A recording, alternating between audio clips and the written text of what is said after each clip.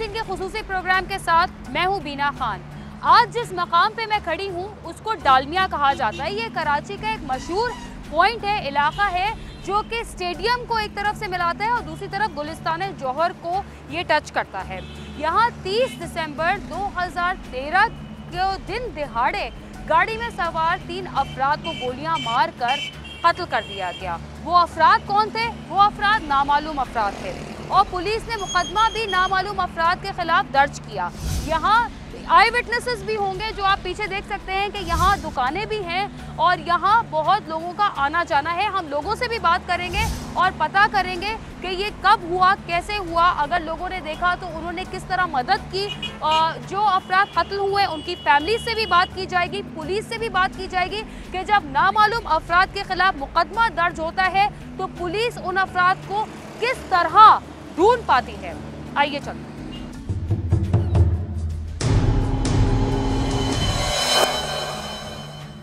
आपने देखा कि जिस तरह हमने इधर आपको बताया, ये डालमिया का वो मकाम है जहाँ 30 दिसंबर 2013 को दिन दिहाड़े 3 अफराद को कत्ल कर दिया गया। वो टैक्सी में सवार थे।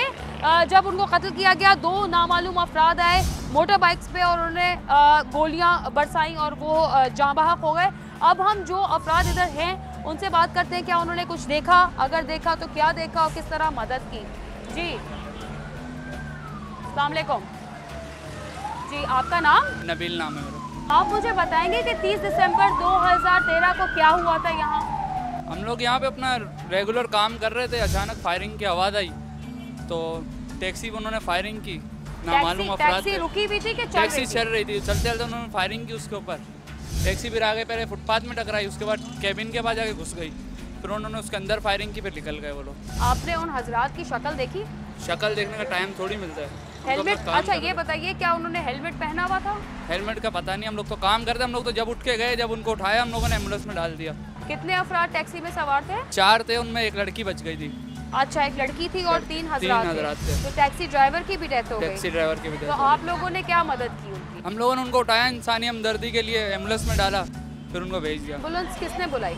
एम्बुलेंस को भी हमने कॉल किया, एम्बुलेंस तो आई नहीं रही थी, तकरीबन 20 मिनट के बाद एम्बुलेंस आई है। तो उस वक्त तक वो लोग जिंदा थे वो? तो आप लोगों ने क्या मदद की? कुछ उन्होंने कुछ बात करी मरने से? उन्होंने मरने से पहले लड़की चिल्ला रही थी, कोई हाथ ही नहीं लगा रहा था उसको।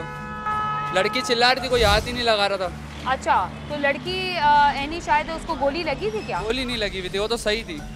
लड़की सही थी, वो सही सलामत बाहर आई है। तकरीबन 15-20 मिनट तक हमारे से बातें भी करती रही कि एक उसका शोर था, मेरे ख्याल से एक टैक्सी ड्राइवर था, एक कोई उनका रिश्तेदार था। अच्छा, ये बड़ी अजीब और गरीब बात है कि अगर फायरिंग चलती हुई टैक्सी के ऊपर हुई है और फिर लोगों ने जब वो टैक्सी टकराई है तो अंदर भी फायरिंग की, तो वो खातून को नहीं टारगेट किया? खातून को टारगेट नहीं किया ना, एक भी गोली नहीं लगी, छूटे भी नहीं लगी। तो आपने फायरिंग कितनी करीब से आवाज़ सुनी? हमारे तो बिल्कुल सामने हुआ, करीब से क्या है, गोलियां तो सुबह हमने दुकान साफ की, यहाँ से भी उठाई खोल उसके खाली। तो अब ये भी सवालिया निशान है कि इसी तरह पे नामालूम अफराद के खिलाफ मुकदमे दर्ज हो जाते हैं और नामालूम अफराद नामालूम ही रहते हैं और वो पकड़े नहीं जाते। तो और भी लोगों से बात करते हैं और देखते हैं कि उन्होंने क्या देखा।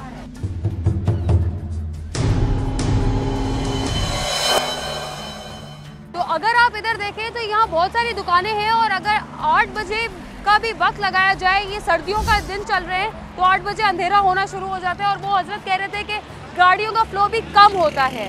उन्होंने देखा भी होगा तो वो अब ये डर के मारे भी बहुत सारे हजरात नहीं बताते कि एनी शायद के ऊपर भी मसाइल हो सकते हैं। हम और दीगर दुकानदारों से भी बात करते हैं और देखते हैं कि उन्होंने अगर देखा तो क्या देखा और क्या मदद की।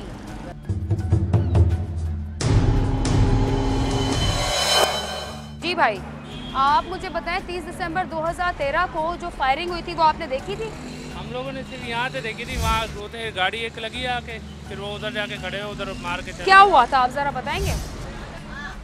फायरिंग हुई थी उधर पीछे से, टैक्सी में लगी थी, टैक्सी को इधर लेके गए, वो ड्राइवर से संभली नहीं, ड्राइवर उधर जाके रिक्शे में लगाए, फिर वो उतरे, गोली मार के चले गए।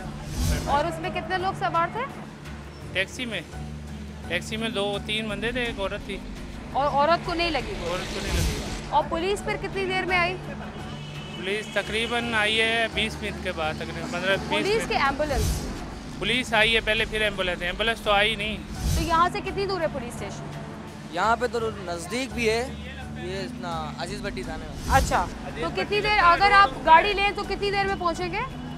15-20 मिनट। 15-20 मिनट। और उनको जब गोली लगी थी सरों पे लगी थी क्या? हाँ सर पे लगी थी। आप लोगों ने मदद की? हम लोगों ने उठाया एम्बुलेंस में फिर एम्बुलेंस आई, एम्बुलेंस में डाला। फौरन इधर ही कोई मरे तड़प पे नहीं, कुछ नहीं? नहीं ना, कुछ नहीं। जब तक हम लोग वो तो के पास गए मरे हुए थे सारे। और खातून का क्या हुआ? खातून ठीक थी, चिल्ला रही थी। वो भी लेटी हुई थी, अचानक बेहोश थी तो अचानक वो भी उठ गई, उसको कुछ नहीं हुआ। खातून को गोली लगी थी? नहीं उसको कुछ भी नहीं हुआ। अच्छा, और क्या आपने उन हजरात को देखा जिन्होंने फायरिंग की थी? नहीं, अंधेरा था उधर, थी इतनी दूर से क्या नजर आता है वहाँ पे। बस वो आपको फायरिंग की आवाज़ आई तो आप लोग आवाज़ भागे? आई है, हम लोग ऐसे सीधे हुए हैं, वो वहाँ उतरे हैं, गोली वोली मारी, चले गए उनको। क्या उन लोगों ने हेलमेट पहने थे? नहीं, हेलमेट नहीं था, किसी का भी नहीं था। कुछ आपको अंधेरे में हल्की हल्की कुछ? नहीं, बिल्कुल नहीं। आपने कुछ देखा? नहीं, रात के टाइम में असल में वो मार के चले गए बस। अच्छा, हेलमेट वगैरह लिबास तो कुछ किस नहीं तरह पहना का होता। था उनका? लिबास किस तरह का था? पैंट शर्ट पहनी थी वगैरह। Pant shirt. सर्दी है तो जैकेट भी पहनी हुई होगी? हाँ, जैकेट वैकेट थी, बस हेलमेट नहीं था लेकिन उनका। और कोई तफसीलात बताएंगे आप? बस यही थे, दो पीछे से मारते फिर एक फिर यहाँ कट से आया, कट से मारना शुरू किया, फिर एक यहाँ पे उतरा। कितनी गोलियां फायर हुई होंगी? गोलियाँ तो बहुत मारा, पूरी टैक्सी पे गोलियाँ थी बस, पूरी टैक्सी पे गोलियाँ ही थी बस। पूरी टैक्सी गोलियों से चलनी होगी? चारों तरफ से गोलियाँ ही थी। अच्छा, तो अब यहाँ एक और इंकशाफ हुआ है कि वो दूसरे जो हमने दुकानदार से बात की थी, उन्होंने कहा था कि पुलिस अभी तक नहीं आई है। मगर ये हजरात कह रहे हैं कि पुलिस देर से पहुंची और पुलिस के आने के बाद एम्बुलेंसेज आई और कि जब गोलियां बरसाई गई तो पीछे से बरसाई गई और यहाँ तक जब आए तो जब इन लोगों ने देखा जाए वक्त पर जाके तो वो उन अफराद की मौत वाक़ई हो चुकी थी, मुर्दा हालत में थे। तो ये भी एक तजाद है, इसको भी देखते हैं कि क्या होता है। बहुत शुक्रिया जी।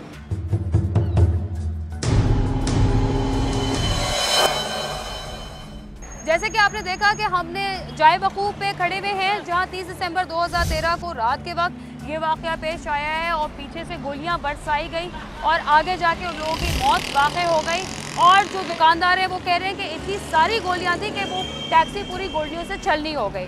अब हम जाएंगे उन हजरात के घर जिनकी मौत वाक़ई हुई इस टारगेट किलिंग के नतीजे में, उनकी फैमिली से बात करेंगे और पता करेंगे क्या पुलिस ने इसके पे कोई पेशरफ्त की, कोई कार्रवाई की, क्या पुलिस उनको मदद फराहम कर रही है।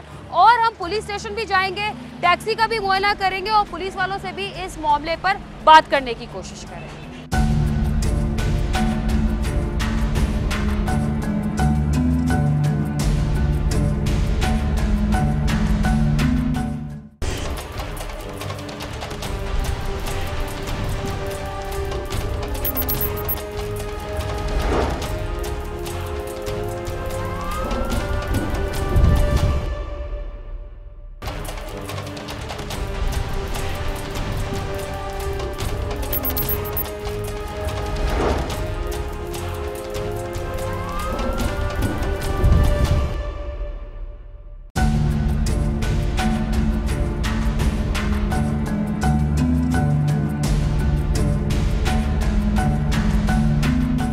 अब हम उन लोगों के घर जा रहे हैं, उन फैमिली मेम्बर्स, विक्टिम्स की फैमिली मेम्बर्स के पास जा रहे हैं, उनसे ताज़ियत भी करेंगे और उनसे पूछेंगे कि क्या दुश्मनी थी, क्या वजूहात उनकी नज़र में हैं कि इतना क़यामत उनके ऊपर नए साल से एक दिन पहले टूटी है। आइए।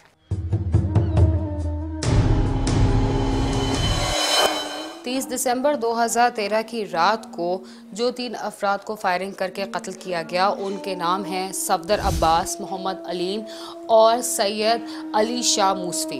उनके जो घर के अफराद हैं वो हमारे साथ इधर हैं, हम उनसे बात करते हैं, उनसे पता लगाने की कोशिश करते हैं क्या उनकी कोई ऐसी दुश्मनी थी, क्या था। बेटा अस्सलाम वालेकुम। वालेकुम अस्सलाम। सबसे पहले तो आपके वालिद का हम पूरी टीम हम ताज़ियत करते हैं। आप मुझे अपने वालिद के बारे में कुछ बताओगे? हकीकत है, जैसे पता चल जाता है इंसान को, दिल में कुछ वहम सा आ जाता है कभी कभी कि आज कुछ होगा, ये वो। तो इसी तरह वालिद साहब को भी पता नहीं, ऐसा खौफ सा कुछ था उनके चेहरे पे। आप कुछ पैगाम देना चाहोगे पुलिस वालों को, कुछ कहना चाहोगे अवाम को, कुछ कहना चाहोगे? बस अभी तो सब्र का दामन हमें थामना है। तो पाकिस्तान के हालात अभी इतने बेहतर नहीं है, तो दिल ही नहीं करता यहाँ पे रहने को। एक खौफ सा दिल में है, तो घर से निकलते कुछ भरोसा नहीं है क्या होगा क्या नहीं होगा, कौन ज़िंदा आएगा। 2 मिनट लेट कर दे तो घर वाले कॉल कर देते हैं। अब पुलिस का क्या वो तो नामालूम में लगा के बस वहीं बैठ जाएंगे। अब अल्लाह ही जाने। तो अगर पकड़े गए तो पुलिस के शुक्रगुजार होंगे, वैसे हमें उतनी उम्मीद नहीं है, सच बात है, पाकिस्तान की पुलिस से। आप मुझे बताएंगे कि आपके वालिद कैसे थे और क्या मतलब आपको लगता है कि कोई धमकियां मिली होंगी, कोई दुश्मनी थी आपके वालिद की? नहीं, बस दुश्मनी तो नहीं थी, खैर दुश्मनी तो किसी के साथ नहीं थी। वो तो एक ड्राइवर था, टैक्सी चलाता था। ये शहीद आलिम साहब ने जो है ना फ़ोन किया था, और उससे पहले ही कुछ देर पहले जो है ना दोनों बैठे हुए थे साथ। तो वो मार्केट में जो है चौकीदारी करता है, वही जो है जिधर चौकीदारी करता था, फिर दोनों बैठे हुए थे। उसने बोला कोई सवारी के जो है ना बोला फ़ोन आ रहा है, बस वो जो है ना वो ले जाके वापस आऊँगा। तो मैं बैठा हुआ था वहीं पे, कुछ पता नहीं चला जो है ना तकरीबन आधा घंटा हो गुजरा, मैं बैठा हुआ था। अचानक किसी ने फ़ोन किया मेरे को, बोलता है सुना कि अटैक हुआ है उधर आलिम पे। मैंने बोला पता नहीं, उससे पहले ही मैंने फ़ोन किया था। मैंने पूछा, मैंने बोला यार कहाँ? बोलता है अपना डीसी ऑफिस में। किसी ने, वो आलिम साहब ने फ़ोन किया कि आ जाओ हमारे को यहाँ से ले जाओ, काम हो गया, बस हम लोग निकल रहे हैं यहाँ से। तो इतने में जो है ना मैंने उसको वही फ़ोन का तकरीबन 10 से 15 मिनट के बाद था जो यही फ़ोन आया मुझे, बोलता जो है ना आलिम साहब पे हमला। मैंने बोला नहीं, वो तो डीसी ऑफिस में। अचानक मेरे को झटका लगा। मैंने बोला मेरे वालिद साहब तो उन्हीं को लेने गए थे। जब मैंने फ़ोन किया तो कोई ख़बर नहीं था उसका। तो अभी क्या आप चाहते हैं? पुलिस वालों ने आपके साथ ताउन किया? पुलिस वाले क्या ताउन करेंगे, वो अभी मारा भी जो है ना हम लोगों का ही बंदे को। खैर टैक्सी भी जो है ना ताने में बंदे, अभी जो जाओ तो कभी जो है ना पैसों के बहाने, कभी एक बहाना करता, कभी दूसरा, कभी बोलता कोर्ट जाओ तो कभी किधर जाओ। वो टैक्सी भी जो है ना ये 19 दिसंबर को जो ये वाक़या हुआ रात को, तो आज जो है ना ये 8-9 तारीख जो है ना अभी तक मतलब वही ताने का ही चक्कर है, जब भी जाओ।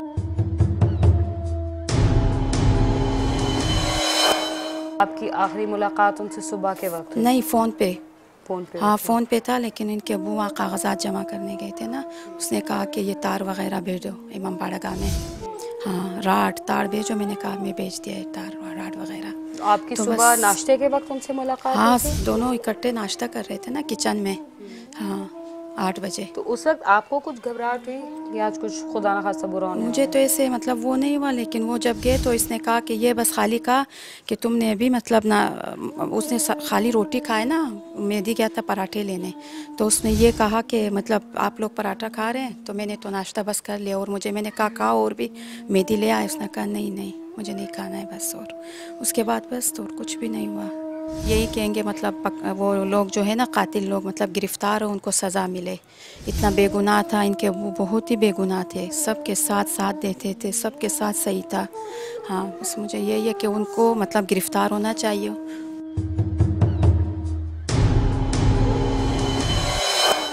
आप कौन सी क्लास में पढ़ते हो? 9th। आप अपने वालिद के बारे में कुछ कहना चाहोगे? जी, यही कहना चाहूँगी कि वो मुझसे बहुत प्यार करते थे, बहुत प्यार करते थे। मैं उनसे बहुत प्यार करती थी।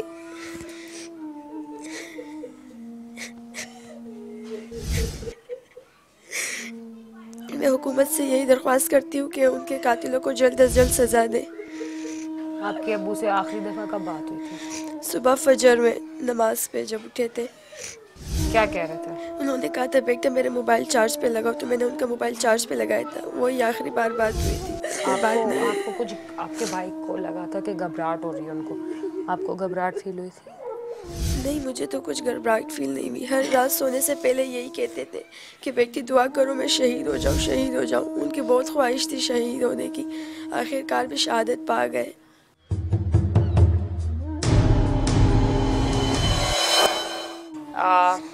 इनकी फैमिली से जब बात हुई तो पता लगा कि जो अली शाह साहब थे ड्राइवर टैक्सी के, जिनके बेटे से भी हमारी बात हुई, उनको तकरीबन 10 गोलियां लगी।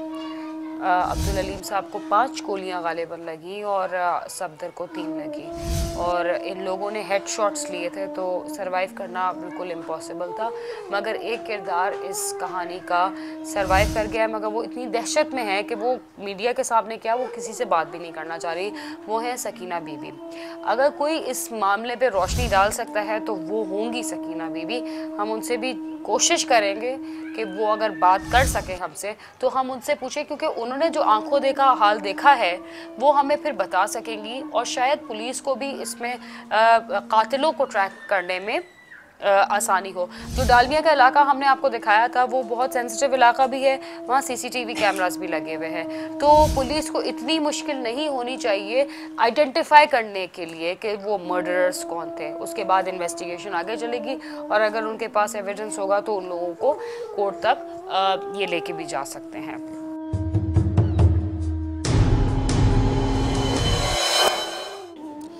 दिसंबर 2013 को जो एक बहुत ट्रैजिक वाक़या पेश आया तेरे कत्ल का, उस हवाले से हमने जाए वकूफ़ पर भी विज़िट किया, हम फैमिलीज़ के पास भी गए और अभी हम पुलिस स्टेशन आए थे पुलिस का मौक़िफ़ लेने, मगर पुलिस इधर ताउन करने से इनकार कर रही है और जो इन्वेस्टिगेशन ऑफिसर है वो अपना कमरा छोड़ के जा चुके हैं। जब पुलिस इस तरह की नॉन सीरियस एटीट्यूड रखे तो आम शहरी फिर कहाँ से तहफ़्फ़ुज़ उनको फ़ील होगा। वैसे भी ये नामालूम कातलों के ख़िलाफ़ FIR है तो वैसे भी इनको पकड़ना जो है बड़ा मुश्किल होता है जब नामालूम हो, और जब पुलिस ही ना मीडिया से ताउन करे तो आप सोच सकते हैं कि आम अफराद से वो कितना ताउन करेगी, या आप भी सोच सकते हैं। और उसके अलावा जो जस्टिस सिस्टम है वो कितना इफ़ेक्ट होता है। आपने फैमिली से बात हमने जब करी तो आपने सुना कि वो वैसे भी इस बात पे अदम इत्मीनान का उन्होंने इजहार किया था कि पुलिस हमसे ताउन नहीं कर रही, और ये बात हमें अब पता लग गई कि वाकई में पुलिस हमसे ताउन नहीं कर रही।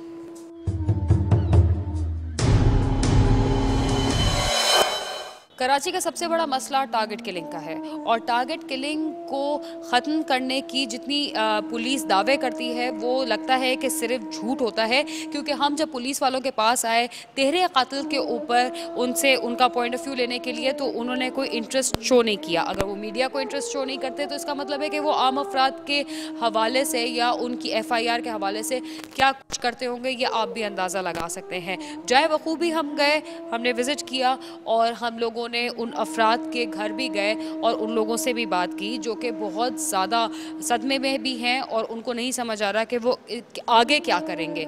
इसके साथ ही क्राइम सीन का खुसूसी प्रोग्राम अपने इख्तिताम को पहुंचता है। अगर आप हमसे रब्ता करना चाहते हैं तो हमारा पता है cs@sama.tv। इसके अलावा फेसबुक और ट्विटर पर भी हमसे रब्ता कर सकते हैं। बीना खान और क्राइम सीन की टीम को इजाज़त दीजिए और देखते रहिए समा।